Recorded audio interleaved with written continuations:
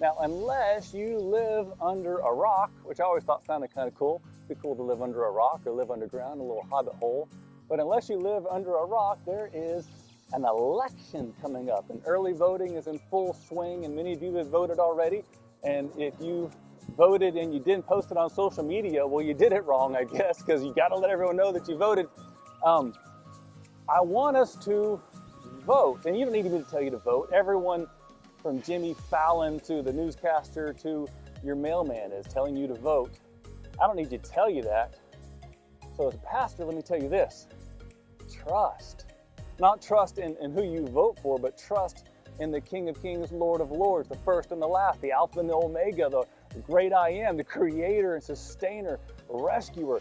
Trust in God. So I'm trying to do a little thing, and this little thing might be the most important thing I do through all of COVID.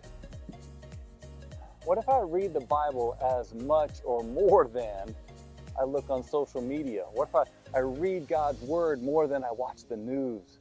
I'm trying to take a little break from the news lately. Just go on the back porch during the time when my wife watches the news and just feed my soul with something more than potential fear. I was a public relations major at UTSA when I got my degree in communications. I studied the news a lot. And you don't have to study the news to know how it works. The news banks big when there's fear in the factor, right? When you can get people afraid, they stay tuned into the news, and the more you stay tuned into the news, the more money they make. So a lot of ways the media, it's a marketing strategy.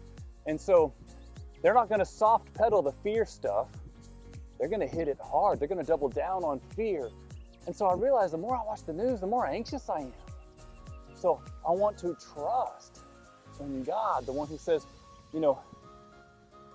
trust in me. Looking again and again and again in the Old Testament, the New Testament, there's this theme of trust and trust in God. And God we trust. It's on our money. So let's do it. If we're gonna double down on anything, triple down, go all in. Let's go all in with trusting in God.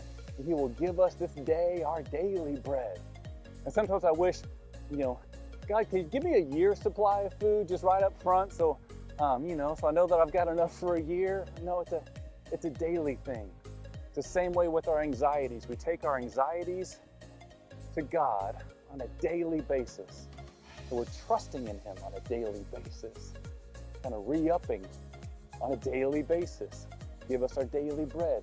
Daily take away my fears that I won't have your provision or enough to eat. So, vote and trust in